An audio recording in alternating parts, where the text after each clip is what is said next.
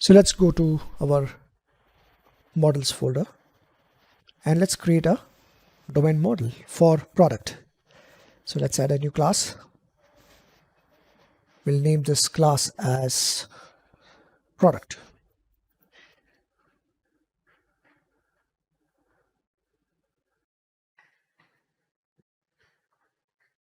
And let's create another class for the categories.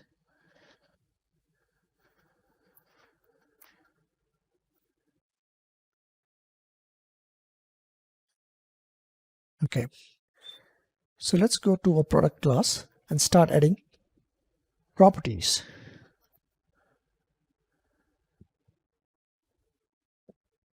We'll call our primary key as the property ID. So this is the unique identifier.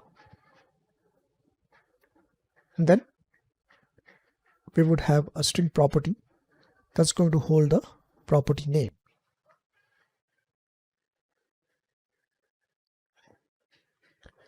Now we are going to decorate our property ID as a key, representing this to be a primary key in our database. Okay. Similar to that, we will be creating properties for the category. So let's create a primary key for the categories.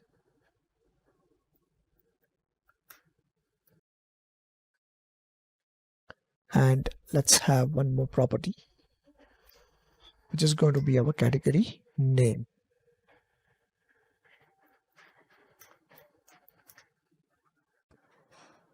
Again, we will decorate our category ID with a key attribute representing the category ID to be a primary key in the database.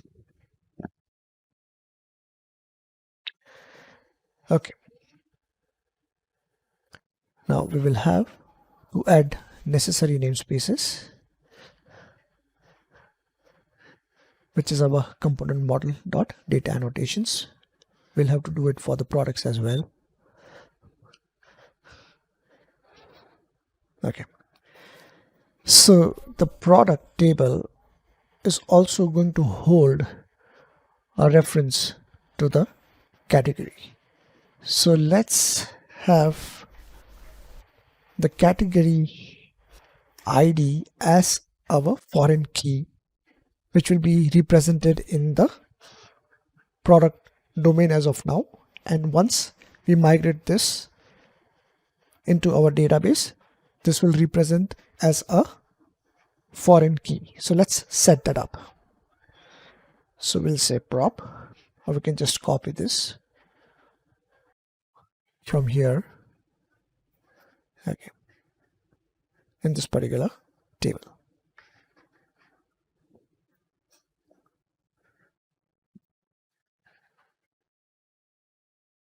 We will also define navigational properties between the product as well as the category. So let's define a navigational property.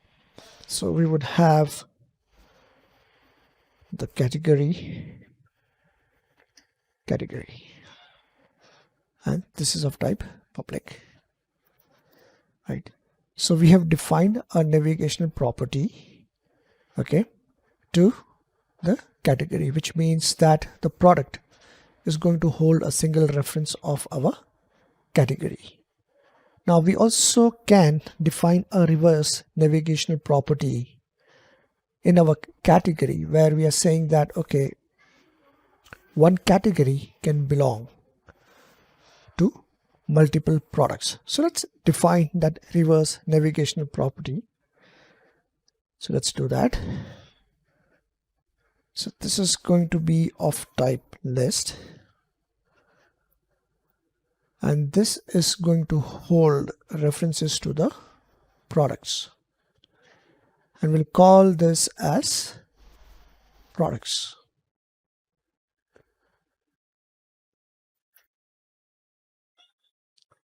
Okay.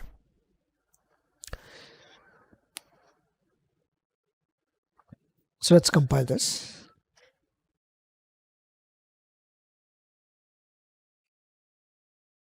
Let's go to our DB context file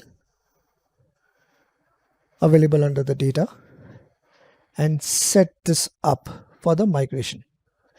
So let's set this up. So we need a DB set which will be representing our product. And we'll call this as product. And obviously we are setting this up as our get and set.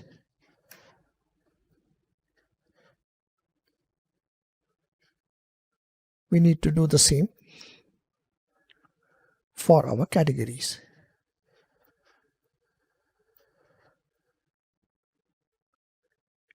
And we'll call this as, okay. So here we are trying to define the names of the tables that we want to create in the database. Now let's prepare for the migration. Open up your package manager console and fire in the following command.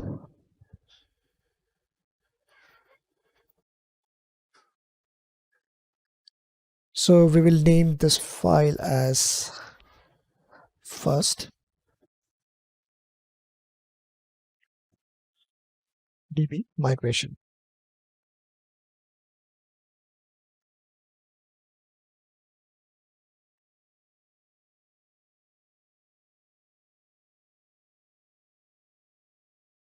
All right.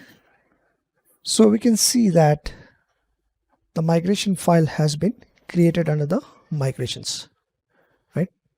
So the name of the file has the first DB migrations suffixed, and what we see here is that it's trying to create, okay, or replicate the tables from the models that we have already created.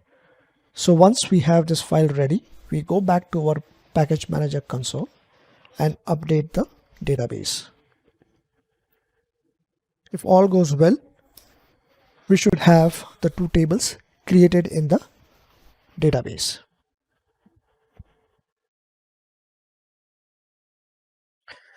I wanted to show you a mistake that I made when creating a property in the products domain. Here this was created as a property ID, so I made modifications to this as product ID, and then because now we want to reflect the same in the database, I added a new migration file which you can see which was already created here, and then I fired up the command. This command executed and this was completed. So if you want to have a look at the property modified migration file, you can see that this was being renamed from the property ID to the product ID. And then I did a quick update database just to reflect the modified name into the database, and we have this now created. So let's look at the database and how the table looks to us. Let's look at the table structure for the product table. Here we can see that we have the product ID, okay, being identified as the primary key, and we also have a foreign key reference, which is the category ID, to the category table. If we look at the category table, we can see that there's a foreign key reference, right, to the product table. So we can see that the relationships between these tables have been successfully established. Now, before we go further, let us add some categories and products to the table.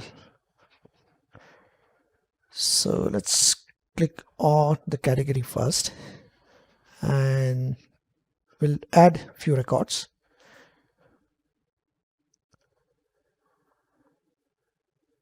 We'll call this as one of our categories, and then we can add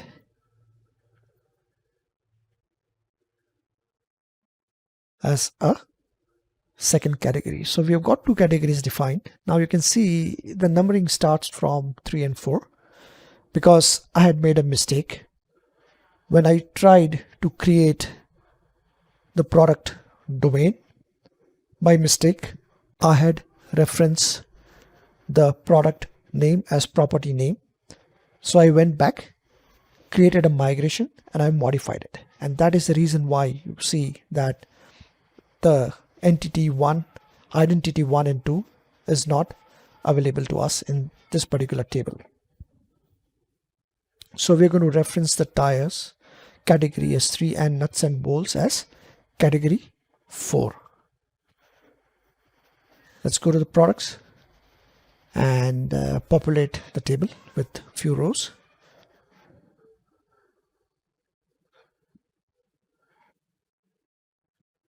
So here MRF is a brand which belongs to the category 3.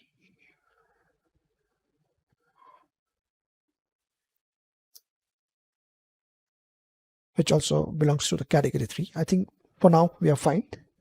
So we have records in both the tables. So let's query them.